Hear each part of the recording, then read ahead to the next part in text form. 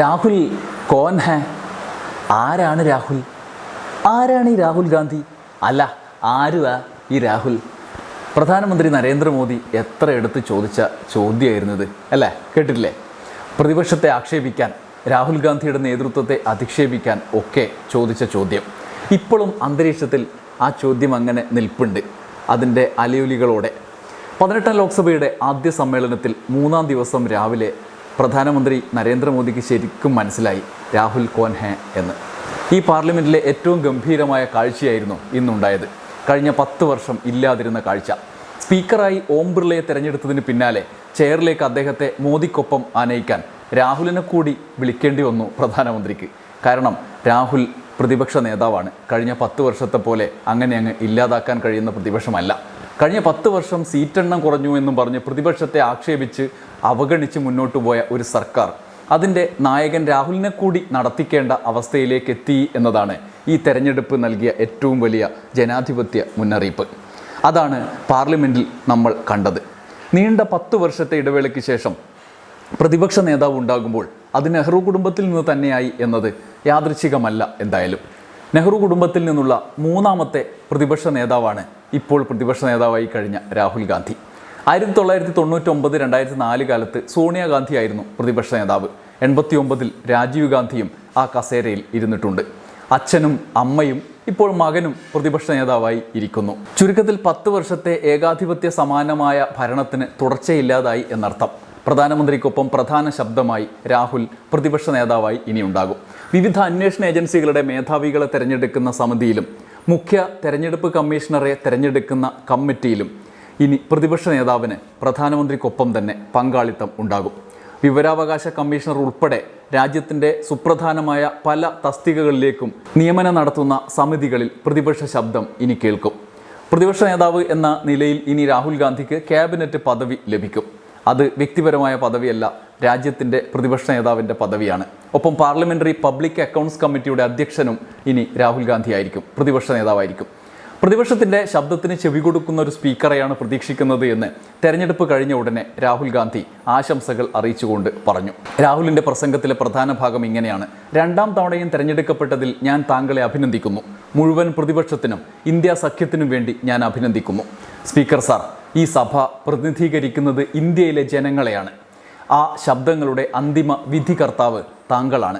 തീർച്ചയായും സർക്കാരിന് രാഷ്ട്രീയ അധികാരങ്ങൾ ഉണ്ട്. എന്നാൽ പ്രതിപക്ഷവും ഇന്ത്യൻ ജനതയുടെ ശബ്ദത്തെ പ്രതിനിധീകരിക്കുന്നുണ്ട്. പ്രതിപക്ഷത്തെ സംസാരിക്കാൻ താങ്കൾ അനുവദിക്കുമെന്ന് ഞങ്ങൾ പ്രതീക്ഷിക്കുന്നു. പ്രതിപക്ഷത്തിൻ്റെ ശബ്ദം ഇല്ലാതാക്കി നിങ്ങൾക്ക് സഭ കാര്യക്ഷമമായി നടത്താം എന്നത് ജനാധിപത്യ വിരുദ്ധമായ ആശയമാണ്. ഈ രാജ്യത്തിൻ്റെ ഭരണഘടനയും ആശയങ്ങളും പ്രതിപക്ഷം സംരക്ഷിക്കുമെന്ന് ഇന്ത്യയിലെ ജനങ്ങൾ പ്രതീക്ഷിക്കുന്നു എന്ന് ഈ തെരഞ്ഞെടുപ്പ് തെളിയിച്ചു കഴിഞ്ഞതാണ്. ഇന്ത്യയിലെ ജനങ്ങളെ പ്രതിനിധീകരിക്കാൻ ഞങ്ങളെയും അനുവദിച്ചുകൊണ്ട്, ഇന്ത്യൻ ഭരണഘടനയെ ബഹുമാനിച്ചുകൊണ്ട് ഭരണഘടനയെ സംരക്ഷിക്കാനുള്ള നിങ്ങളുടെ കടമ നിങ്ങൾ നിർവഹിക്കും എന്ന് കരുതുകയാണ്. രാഹുലിൻ്റെ അനുമോദന പ്രസംഗത്തിൽ 2 പ്രധാനപ്പെട്ട വാക്കുകളുണ്ടായിരുന്നു: ഭരണഘടനയും പ്രതിപക്ഷവും. ശക്തമായ പ്രതിപക്ഷത്തിന് ജനാധിപത്യത്തിൽ വലിയ റോളുണ്ടെന്ന് കുറഞ്ഞ ദിവസങ്ങൾ കൊണ്ട് തന്നെ തെളിയുകയാണ്. എന്നാൽ പ്രതിപക്ഷത്തെ ഭിന്നിപ്പിക്കാൻ 18 അടവും തുടക്കം മുതലേ മോദിയും NDAയും പയറ്റി. എന്നാൽ ഒന്നും ക്ലച്ച് പിടിച്ചില്ല എന്ന് നമ്മൾ കണ്ടുകൊണ്ടിരിക്കുന്ന വാസ്തവമാണ്. ആദ്യം കക്ഷികളെ ചാക്കിടാൻ നോക്കി. അത് കഴിഞ്ഞ് ഡെപ്യൂട്ടി സ്പീക്കർ കസേര കാണിച്ച് DMKയെ ചാക്കിടാൻ നോക്കി. ഏറ്റവും ഒടുവിൽ സ്പീക്കർ വഴി ഒരറ്റ കൈ പ്രയോഗിച്ചു. എല്ലാം പൊളിഞ്ഞ് പാളീസായി എന്നാണ് ഇന്നും തെളിയിക്കുന്നത്. സ്പീക്കർ തെരഞ്ഞെടുപ്പ് കഴിഞ്ഞ ഉടനെ സ്പീക്കർ ആദ്യത്തെ വെടി പൊട്ടിച്ചത് അടിയന്തരാവസ്ഥയ്ക്കെതിരെ പ്രമേയം പാസ്സാക്കാൻ നിർദ്ദേശിച്ചുകൊണ്ടാണ്. ആ അറ്റ കൈ അജണ്ടയിലില്ലാത്ത പരിപാടി. പ്രമേയത്തിനൊരു ദുഷ്ടലാക്കുണ്ടായിരുന്നു: കോൺഗ്രസ് നേതൃത്വം നൽകുന്ന പ്രതിപക്ഷത്തെ ഭിന്നിപ്പിക്കുക എന്ന ദുഷ്ടലാക്ക്. കോൺഗ്രസ് അധികാരത്തിലിരിക്കെ 75-ൽ ഇന്ദിരാഗാന്ധി നടപ്പാക്കിയ അടിയന്തരാവസ്ഥയുടെ ഇരുണ്ട കാലം ഓർമ്മിപ്പിച്ചുകൊണ്ട് വീണ്ടും കോൺഗ്രസിനെതിരായി ഈ കാലത്ത് ഇന്ത്യ സഖ്യത്തിൽ കോലിട്ടിളക്കുക എന്നുള്ള ദുരുദ്ദേശം. എന്നാൽ കോൺഗ്രസ് നേതൃത്വം തന്നെ ഇപ്പോൾ അടിയന്തരാവസ്ഥയെ പിന്തുണക്കുന്നുണ്ടോ എന്ന കാര്യത്തിൽ നമുക്കിപ്പോഴും നിശ്ചയമില്ല. അത്രമാത്രം തലമുറ മാറ്റത്തിന് ശേഷമാണ് കോൺഗ്രസ് ഇന്ന് നിൽക്കുന്നത്. അതുകൊണ്ട് ഈ കാലത്ത് കൊണ്ടുവന്ന ആ പ്രമേയം ഒരു കൊട്ട പുക മാത്രമായി മാറി. പ്രതിപക്ഷം ആ കെണിയിൽ എന്തായാലും വീണില്ല. അസാധാരണമായ നീക്കമാണ് സ്പീക്കർ സഭയിൽ നടത്തിയത്. ഇന്ദിരാഗാന്ധിയുടെ കാലത്ത് ഏർപ്പെടുത്തിയ അടിയന്തരാവസ്ഥയെ ഇന്ന് അടിയന്തരമായി അപലപിക്കുന്നൊരു പ്രമേയമാണ്. ഏത് 10 വർഷക്കാലത്ത് അവതരിപ്പിക്കാത്ത പ്രമേയം BJPക്ക് ഇപ്പോൾ ഉദിച്ച ഗംഭീര ബുദ്ധി. പ്രമേയത്തിൽ ഇന്ദിരാഗാന്ധിയെയും കോൺഗ്രസിനെയും പേരെടുത്ത് തന്നെ വിമർശിച്ചു. ഇന്ത്യൻ ജനാധിപത്യ ചരിത്രത്തിലെ കറുത്ത അധ്യായമാണ് അടിയന്തരാവസ്ഥ എന്നും ഭരണഘടനയെ ചവിട്ടിമെതിക്കുന്ന തീരുമാനം, സമീപനം ആണ് കോൺഗ്രസ് അടിയന്തരാവസ്ഥയിലൂടെ സ്വീകരിച്ചത്, നടപ്പാക്കിയത് എന്നും സ്പീക്കർ പ്രമേയത്തിലേക്കുള്ള സൂചനകളായി പറഞ്ഞു. ഉടനെ തന്നെ പ്രതിപക്ഷം ശബ്ദമുയർത്തി. പ്രതിഷേധത്തിൻ്റെ ശബ്ദം കെ.സി. വേണുഗോപാലും മറ്റ് കോൺഗ്രസ് അംഗങ്ങളും സ്പീക്കറുടെ കസേരയ്ക്ക് അരികിലേക്കെത്തി തന്നെ പ്രകടിപ്പിച്ചു. പ്രമേയാവതരണം എങ്ങനെയൊക്കെയോ ശബ്ദത്തിനിടയിൽ പൂർത്തിയാക്കി. അടിയന്തരാവസ്ഥയുടെ ഇരുണ്ട കാലം ഓർമ്മിപ്പിച്ചുകൊണ്ട് ഓം ബിർള മൗന പ്രാർത്ഥനയ്ക്ക് കൂടി നിർദ്ദേശിച്ചതോടെ പ്രതിപക്ഷ ബഹളം ശക്തമായി. സഭ പിന്നീട് നിർത്തിവെക്കുകയൊക്കെ ചെയ്തു. കോൺഗ്രസ് അംഗങ്ങൾ പ്രതിഷേധം തുടരുകയായിരുന്നു. മറ്റ് കക്ഷികൾ പക്ഷേ ഈ ബഹളത്തിൽ ബി.ജെ.പിയുടെ കുരുട്ടുബുദ്ധി മനസ്സിലാക്കി മിണ്ടാതെ മാറി നിന്നു. പ്രമേയത്തിൽ പിടിച്ച് ഇന്ത്യ സഖ്യത്തിൽ വിള്ളലുണ്ടാക്കാം എന്ന കുരുട്ടുബുദ്ധി അതോടെ പൊളിഞ്ഞു. ആ ക്ലച്ച് പിടുത്തം കിട്ടിയില്ല. ഭരണഘടനയിൽ പിടിച്ചുള്ള പ്രതിപക്ഷത്തിൻ്റെ മുന്നോട്ട് പോക്കാണ് യഥാർത്ഥത്തിൽ ബി.ജെ.പിയെ തുടക്കം മുതൽ അലോസരപ്പെടുത്തിയത്. കഴിഞ്ഞ 10 വർഷവും തെരഞ്ഞെടുപ്പ് കാലത്തും ഇന്ത്യയിൽ മുഴങ്ങിയത് ഭരണഘടനയെ പിടിച്ചുള്ള പ്രതിഷേധങ്ങളായിരുന്നു. ലോക്സഭാ തെരഞ്ഞെടുപ്പിൽ ഏകാധിപത്യം ഭരണഘടനയെ തന്നെ മാറ്റിമറിച്ചേക്കും എന്നുള്ള ആശങ്ക ആ തെരഞ്ഞെടുപ്പിൽ ആകപ്പാടെ സ്വാധീനം ചെലുത്തി. സത്യപ്രതിജ്ഞയിൽ ഇന്ത്യ സഖ്യ അംഗങ്ങൾ ഭരണഘടനയുടെ പതിപ്പ് ഉയർത്തിക്കാട്ടിയാണ് രംഗത്തെത്തിയത്. അതിനൊക്കെയുള്ള മറുപടിയായാണ് ഒരൊറ്റമൂലിയായി അടിയന്തരാവസ്ഥ വാർഷികത്തിൽ ഭരണഘടനയെ അട്ടിമറിച്ച കാലത്തെ ഓർമ്മിപ്പിച്ചുകൊണ്ട് നേരിടാൻ ബി.ജെ.പി. നേതൃത്വം ശ്രമിച്ചത് പ്രമേയത്തിലൂടെ. എന്നാൽ അതിനൊപ്പമോ അതിനേക്കാളോ തീവ്രമായി കഴിഞ്ഞ 10 വർഷക്കാലം ഇന്ത്യയിൽ നടത്തിയ നീക്കങ്ങൾ മനുഷ്യരുടെ മനസ്സിൽ നിന്ന് അങ്ങനെ അങ്ങ് ഒഴിഞ്ഞു പോകില്ലല്ലോ. എന്തായാലും ഇനിയുള്ള കാലവും ഭരണഘടനയെ ചൊല്ലിയായിരിക്കും പാർലമെന്റിൽ ബഹളങ്ങളും തർക്കങ്ങളും ഒക്കെ ഉണ്ടാവുക എന്ന് തെളിയിക്കുന്ന സംഭവങ്ങളാണ് ഈ ദിവസവും അരങ്ങേറിയത്. ഭരണഘടന ഉയർത്തിപ്പിടിച്ച് നേടിയ വിശ്വാസ്യത തകർക്കാൻ ബി.ജെ.പി. നേതാക്കൾ പല വഴികളാണ് നോക്കുന്നത്. അതിലൊന്നാണ് അടിയന്തരാവസ്ഥയെ മുൻനിർത്തി കൊണ്ടുവന്ന സ്പീക്കറുടെ പ്രമേയം. മറ്റൊന്ന് പാർലമെന്റിന് പുറത്ത് നടക്കുന്നുണ്ട്.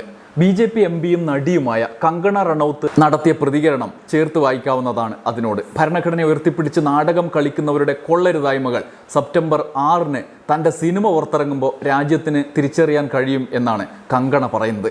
കങ്കണ ആദ്യമായി സംവിധാനം ചെയ്യുന്ന എമർജൻസി എന്ന സിനിമയിൽ ഇന്ദിരാഗാന്ധിയുടെ വേഷത്തിലാണ് അവർ എത്തുന്നത്. സിനിമ നിർമ്മാണ സമയത്ത് നിരവധി തിക്താനുഭവങ്ങൾ ഞങ്ങൾക്കുണ്ടായി. സ്വന്തമായി ഫണ്ട് കണ്ടെത്തിയും ആഭരണങ്ങൾ വിറ്റുമാണ് സിനിമ പൂർത്തിയാക്കിയത്. രാജീവ് ഗാന്ധി എഴുതിയ പുസ്തകവും അദ്ദേഹത്തിൻ്റെ കുടുംബത്തിൽ നിന്ന് ലഭിച്ച വിവരങ്ങളും ആധികാരിക രേഖകളും ഒക്കെ അടിസ്ഥാനമാക്കിയാണ് സിനിമ നിർമ്മിച്ചത്. ഇപ്പോൾ ഭരണഘടന ഉയർത്തിപ്പിടിച്ച് നാടകം കളിക്കുന്നവരുടെ മുഖം സിനിമ പുറത്തിറങ്ങുമ്പോൾ വികൃതമാകും, ജനങ്ങൾക്ക് മുന്നിൽ വെളിപ്പെടും എന്നാണ് കങ്കണ ആവർത്തിച്ച് പറയുന്നത്.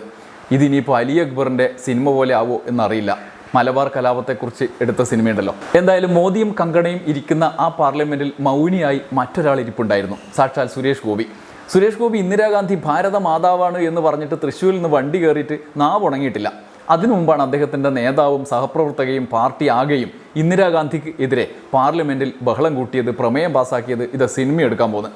അതും അടിയന്തരാവസ്ഥയിൽ ജനം അനുഭവിച്ച ബുദ്ധിമുട്ടുകളും കഴിഞ്ഞ 10 വർഷം രാജ്യം കണ്ട അപ്രഖ്യാപിത അടിയന്തരാവസ്ഥയും ഓർമ്മിച്ചുകൊണ്ട് ജനം മുന്നോട്ട് പോകുന്ന, വോട്ട് ചെയ്തിരിക്കുന്ന ഈ ഘട്ടത്തിലാണ്. പ്രതിപക്ഷത്തെ ഇന്ത്യ സഖ്യത്തെ ഭിന്നിപ്പിക്കാൻ മാത്രം ഉദ്ദേശം വെച്ചുകൊണ്ട് എന്തായാലും തൽക്കാലം മിണ്ടണ്ട എന്ന് കരുതി തലകുനിച്ചിരിക്കുകയായിരിക്കും സുരേഷ് ഗോപി. പറഞ്ഞു പോയില്ലേ, അവരൊക്കെ പറയുന്ന ആ ഇന്ദിരാഗാന്ധി ഭാരത മാതാവാണെന്ന് സുരേഷ് ഗോപി കരുതിപ്പോയില്ലേ, പരസ്യമായി വിളിച്ചു പറഞ്ഞു പോയില്ലേ.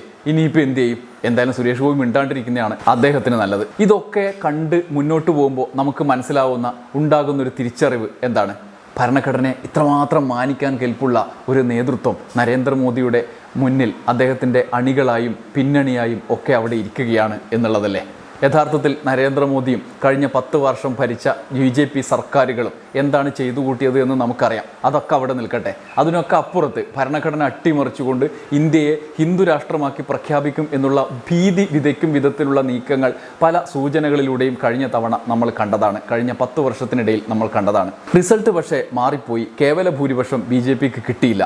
പക്ഷേ ആ ഭൂരിപക്ഷം കിട്ടിയിരുന്നെങ്കിൽ എന്തായിരിക്കും സ്ഥിതി എന്ന് നമ്മളെ ഓർമ്മിപ്പിക്കുന്ന ഒരു സത്യപ്രതിജ്ഞ ഇന്നലെ ഉണ്ടായിരുന്നു. ആ സത്യപ്രതിജ്ഞ ബി.ജെ.പിയുടെ ഹിന്ദു രാഷ്ട്ര നിർമ്മാണ സ്വപ്നങ്ങളെക്കുറിച്ചുള്ള സൂചനകളിലേക്ക് വിരൽ ചൂണ്ടുന്നതാണ്. അത്തരത്തിലുള്ള ഒരു പ്രതിജ്ഞ, അതിനെക്കുറിച്ചാണല്ലോ നമ്മൾ പറയുന്നത്. യു.പിയിൽ നിന്നുള്ള ബറേലി മണ്ഡലത്തിലെ ഛത്രപാൽ സിംഗ് ഗാംഗ്വർ നടത്തിയ സത്യപ്രതിജ്ഞയ്ക്കിടയിൽ അദ്ദേഹം അതിൻ്റെ അവസാനം ഉന്നയിച്ച കാര്യം അതാണ്. ജയ് ഹിന്ദു രാഷ്ട്ര എന്നാണ് അദ്ദേഹം പറഞ്ഞത്. പലരും സ്വപ്നം കണ്ടിട്ടുണ്ടാകും ഈ തെരഞ്ഞെടുപ്പിൽ കൂടി കേവല ഭൂരിപക്ഷം കിട്ടിയാൽ ഇന്ത്യ എങ്ങനെ ആക്കി മാറ്റിമറിക്കണം എന്നൊക്കെ സ്വപ്നം കണ്ടിട്ടുണ്ടാകും. അതിൻ്റെ നിരാശയിൽ പാർലമെൻറ്റിലിരിക്കുന്ന വമ്പന്മാർക്ക് മുന്നിലേക്കാണ് ഉള്ളിലിരിപ്പ് അറിയാതെ പറഞ്ഞു പോയത് സാക്ഷാൽ ഛത്രപാൽ സിംഗ്. ഛത്രപാൽ സിംഗിൻ്റെ ആ സത്യപ്രതിജ്ഞ കേൾക്കണ്ടേ?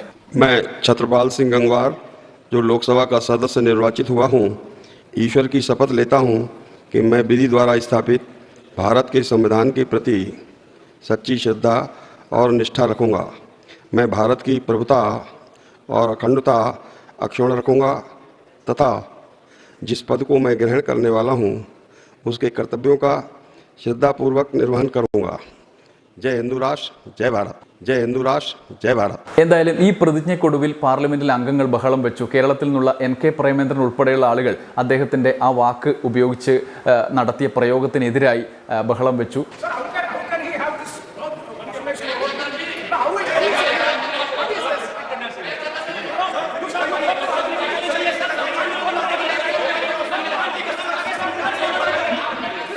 ഇനി എന്തായാലും ഓം ബിർള പുതിയ സ്പീക്കറായിരിക്കുന്നു. പാർലമെന്റിൽ പ്രതിപക്ഷ ശബ്ദം, ഇന്ത്യയുടെ ശബ്ദം ഉയരും. അതിന് അദ്ദേഹം അനുവദിക്കും എന്ന പ്രതീക്ഷ പങ്കുവെച്ചുകൊണ്ട് വിട. നന്ദി, നമസ്കാരം.